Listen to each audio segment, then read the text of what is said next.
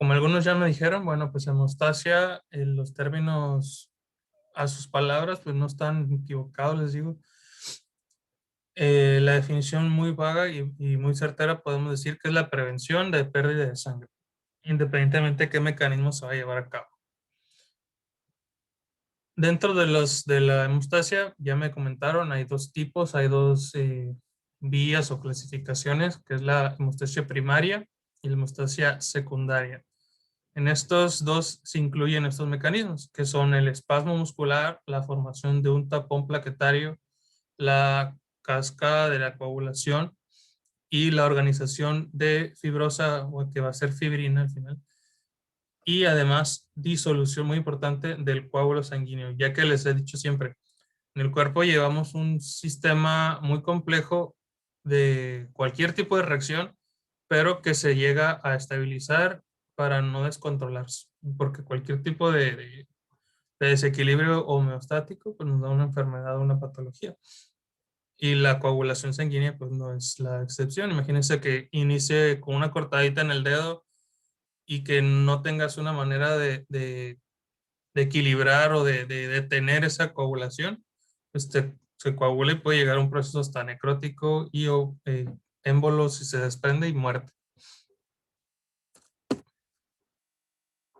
Espasmo muscular, ¿qué se refiere a esto? Bueno, es recordar siempre espasmo, estamos hablando de una contracción y pues en la cuestión del vaso sanguíneo, recordando que es músculo liso, ¿ok? La pared del vaso es músculo liso. ¿Para qué queremos hacer eso? Pues para disminuir el flujo de sangre. Para eso es el espasmo.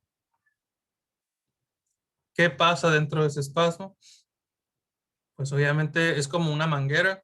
Cambia el calibre de esa manguera, pues el flujo de agua, de líquido, lo que vaya a llevar dentro, disminuye. Esa contracción nos da ciertos estímulos. Uno de ellos, que como sabemos que es músculo liso, se le llama miógeno, ¿ok? Que inicia por ese contacto directo hacia de la lesión de la pared vascular y nos va a dar pie a que empiecen a hacer como un llamado específicamente plaquetario. ¿Para qué? Para que las plaquetas empiecen a activarse y o secretarse para después agregarse a la lesión. ¿De acuerdo? Y hay reflejos nerviosos que inician a partir del dolor. Recordar que también dentro de los nervios también hay vasos nervorum y en los vasos hay vasos vasorum, hay como la misma irrigación y la misma inervación de los vasos sanguíneos que van a dar pie también a dar como ese llamado celular. Punto importante, mientras más grave el traumatismo, mayor grado de espasmo vascular. Y el espasmo por sí solo puede durar mucho tiempo para dar lugar a un taponamiento de la coagulación. Recordar que no puede ser solo, o sea, no solamente la pura contracción del vaso ayudar a, nos va a ayudar a que pare el sangrado. Menos si es que es un sangrado severo.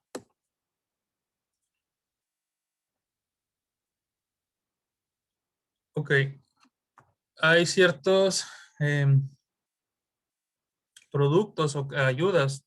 Ya vimos que de la línea celular es las plaquetas, ¿verdad?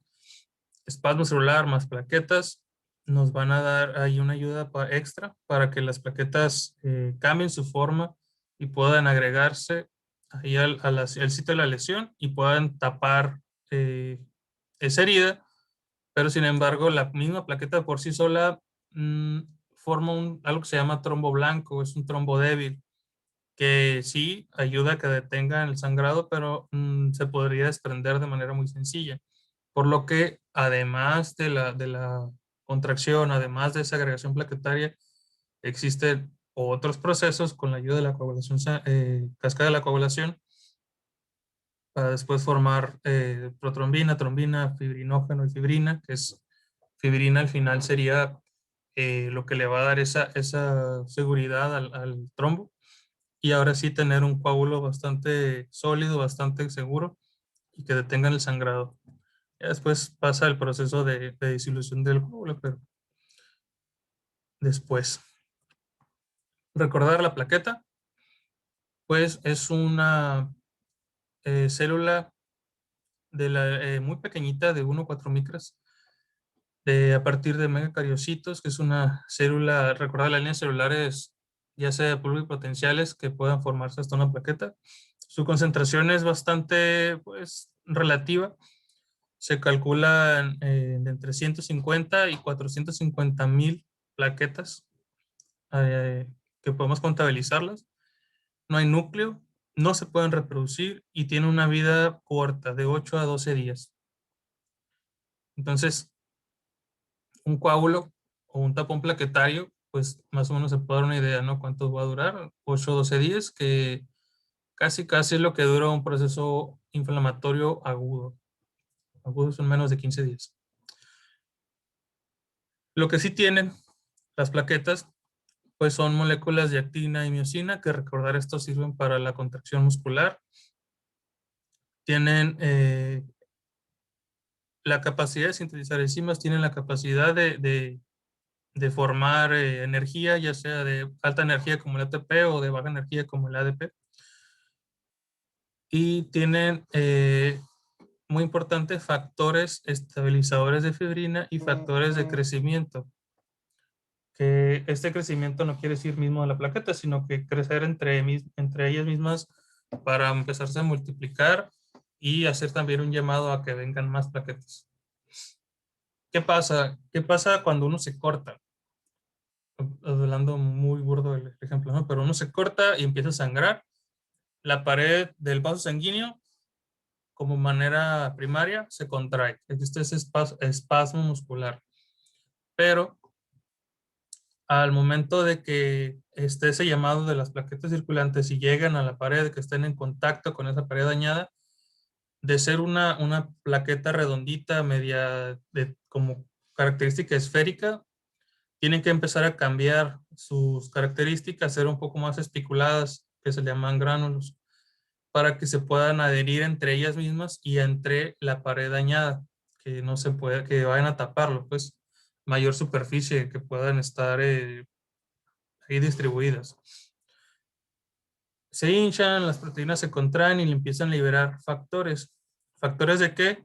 Entre ellos viene siendo el tromboxano, entre ellos se le llama glucoproteína 2B3A, muy importante porque estas influyen a que se activen más plaquetas, cambien su forma y se adhieran más a la pared de ahí dañada, con una característica un poco más pegajosa y específicamente se pegan en el colágeno y al factor von Willebrand, que es una proteína ligada al factor 8, que se ve en la cascada de coagulación. Segregan ADP, ¿ok? Y sus enzimas forman tromboxano A2. Preguntas hasta el momento. ¿Cuál es la diferencia entre el factor 8 y el factor 7? Bueno, de hecho aquí está en la imagen. Dentro de la cascada de coagulación existen dos vías, la intrínseca y extrínseca, para formarnos al final fibrina. Sería como que el resultado final. Sin embargo, hay ciertos números de factores que influyen en la formación de uno consecuente o que den un anterior. En el caso del 7 es meramente para convertir a protombina, ¿ok? Y el factor 8 que se relaciona con la enfermedad de von Willebrand es perdón, de hemofilia. Es un factor que, si no existe, va a tener el paciente sangrados, porque ese factor 8 no va a dar pie a que se forme al final la fibrina. Entonces el Es paciente que sangra. una amiga tiene deficiencia del factor 7 y pues no le coagula la sangre básicamente. Sí, ajá. En la cascada de coagulación, que también se tiene que ver, así, muy, muy burdo igual. Lo que es el factor 7, el factor 10 activado, bueno, ligado con el 5. si no existieran estos, realmente el paciente va a tener problemas sanguíneos severos, ¿no? Tiene que tener un cuidado demasiado exigente con no cortarse o con lesiones severas, no solamente punzocortantes, sino que a lo mejor caídas o lesiones internas orgánicas, porque pueden tener hemorragias muy severas y tienen que tener un control muy estricto, disciplina en su tratamiento. ¿Alguna otra pregunta? ¿Va a explicar ese cuadro? ¿Va a explicar ese cuadro? Sí, bueno, no las voy a leer todas porque estas las vamos a ver en la cascada de coagulación, pero que sí sepa que existen, ¿no? Es que no esa es la cascada de coagulación. No la cascada de o sea, estas son las que intervienen en la cascada de coagulación, pero la cascada es todo ahí unas rayas y que Es como una escalera, algo así, ¿no? ajá. Sí, que el Yo, factor 12 al 11 al 9, al 10, al 9, bla, bla. Sí, yo diga. tengo una duda. En el caso de los diabéticos, ¿también hay deficiencia del factor 7 o por qué no coagulan? En el caso del diabético, no sería por factor. Eh, el diabético siempre tiene un sistema inmune deprimido, posiblemente sea alguna deficiencia ahí plaquetaria o elastasis venosa que también se promueve, pero no te la debo, voy a leerlo si realmente hay un factor. No recuerdo haber leído de relación diabético con algún factor de la cascada. Ok, gracias. ¿Alguna otra pregunta? ¿Cuál era la función del tromboxano? A2. La función del tromboxano A2 y de la glucoproteína 2B a3 es activar más plaquetas, que cambien su forma y que tenga una adhesión entre su característica un poco más pegajosa y que se pueda adherir a mayor, distribuir, perdón, a mayor lugar de la herida. Es como, no sé cómo decirles, o sea, van a ir pegándose entre ellas mismas, cambiando su forma, pero tienen que haber ciertas proteínas, entre ellas el tromboxano y la glucoproteína, que la misma plaqueta secreta para activar más plaquetas y que se puedan agregar entre ellas mismas y tapar y formar ese coágulo blanco o trombo blanco. De hecho, en la imagencita esta, nada más es como que recordar las plaquetas, esa aglutinación quiere decir como esa que se pegan entre sí, ¿ok? Porque en ese proceso que estamos hablando todavía de una hemostasia entre primaria casi ya secundaria, van a cambiar su forma esférica, van a activarse secretarse, perdón, tromboxano A2 y glucoproteína 2B 3A, así se conoce, para que se activen y después se puedan agregar entre ellas mismas, ¿ok? Y se tape esa herida o esa zona que se necesitaría la plaqueta. Después, pues ya en la hemostasia secundaria ya se aparece la fibrina y ya es un coágulo como tal, ¿no?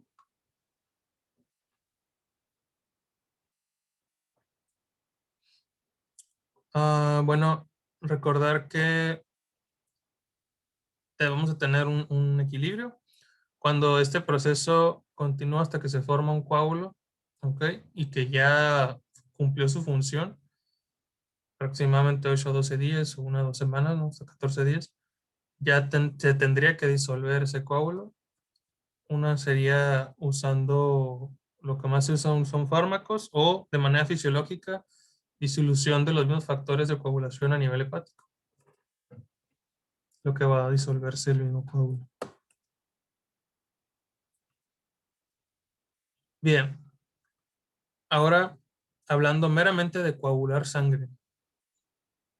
Hay agentes que van a estimular la coagulación y otros que van a inhibir la coagulación. Lo que más tenemos contacto nosotros con el paciente es el darle anticoagulantes. Eso es lo como que más les puede llegar a sonar. Pero también a nivel de manera fisiológica, también existen anticoagulantes, ¿no? Dependientes de buen beneficio o patológica también existen, deficiencias de una vitamina K o deficiencias de calcio también tiene que ver ahí. Pero vamos a ver en fisiología que existen esos estímulos procoagulantes. Uno de ellos sería la cascada de coagulación, que es, pues, son una serie de reacciones químicas que al final nos van a activar la protrombina o protrombina activada, porque de esta manera va a, de una secuencia, activar a la trombina y la trombina activa al fibrinógeno y el fibrinógeno como tal a la fibrina, que la fibrina es quien nos va a dar eh, ese coágulo como tal, ¿no? Ahora sí, un coágulo fuerte y seguro, que no se desprenda fácilmente.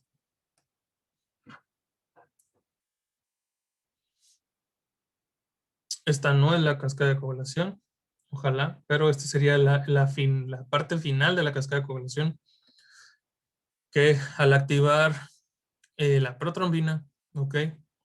Que nos da paso a la trombina y que la trombina estimula la formación de fibrinógeno para de ahí el fibrinógeno formarnos fibrina. Fibrina y ya como tal fibrina entrelazada o como lo podemos ver en un coágulo, ¿no? Lo que pasa con el fibrinógeno es que está como de una manera doblada, por así manejarlo, y la estimulación del fibrinógeno con la trombina se desdoblan y ese desdoblamiento entre muchas componentes de fibrinógeno puedan formarse como una línea completa que se llama el monómero y pueden unirse entre sus extremos. Entonces se entrelazan después y ya forman algo bastante fuerte y seguro para que no se desprenda.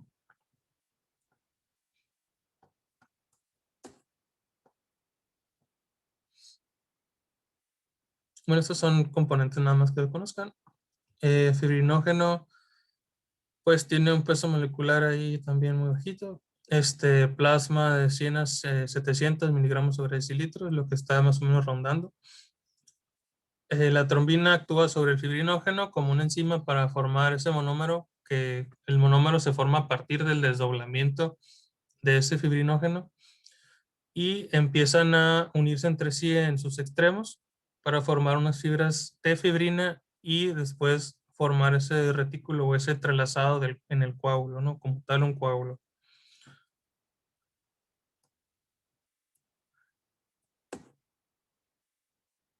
Y pues un coágulo está formado por una red de fibras, de fibrinas, aquí está mal. Atrapa células sanguíneas, plaquetas y plasma, ¿no? Les da esa forma media redondeada al coágulo y tiene una característica que se adhiere a cualquier pared para impedir la pérdida de sangre.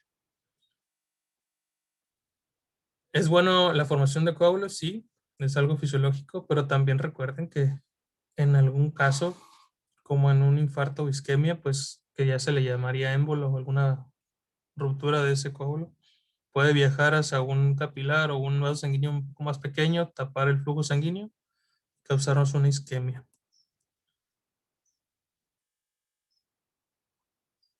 Después de que se forma el coágulo, se contrae y se exprime más o menos en hasta 1 hora en el suero.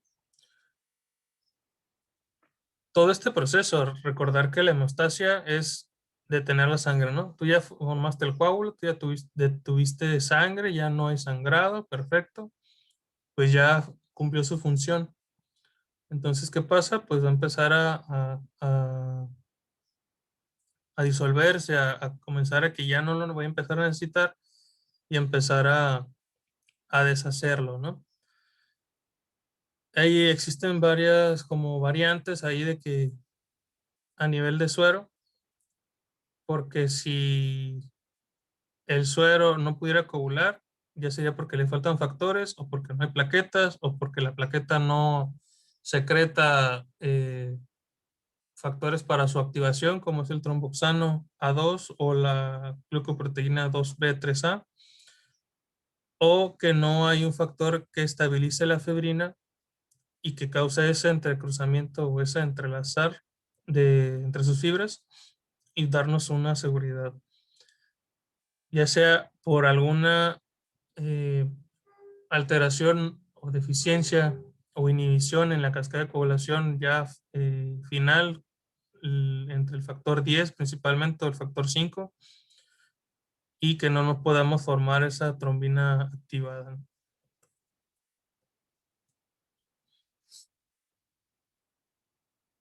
¿Qué pasa? Hay un estado que se llama protrombótico, que un trombo, un coágulo, promueve la formación de más coágulos.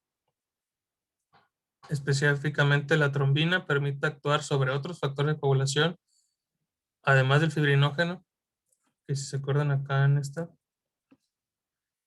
La trombina dice fibrinógeno sí, pero también está esta otra línea que dice factor estabilizador de la fibrina activado. ¿Sí? Tiene otras funciones. Bueno, una vez que tengamos demasiada fibrina o fibrinógeno y de ahí o factor 10 de la coagulación y de ahí a protrombina y trombina, caso que tengamos demasiada cantidad, pues hay una retroalimentación que va a empezar a formarte o a estimularte un estado protrombótico, que quiere decir pues que más coagulación, y se forma más y más, así el coágulo crece hasta que deja de perderse sangre, ¿no? ¿Qué quiere decir? Bueno, que recordar que ya con que empiece la formación en una herida, este es una espasmo vascular y de ahí la agregación plaquetaria y de ahí la formación de un coágulo, pues no quiere decir que ya formaste un coágulo y que ya con eso tuviste para que se selle, no. Es como esa misma agregación. No se forma exactamente si tu herida mide, no sé, 1 centímetro, formaste un coágulo de 0.5 centímetros, pues obviamente va a seguir un flujo que sigue perdiendo sangre. Entonces, ese mismo estado protrombótico existe hasta que ya se detiene totalmente y se sellan. ¿Preguntas? Queda menos de 1 minuto.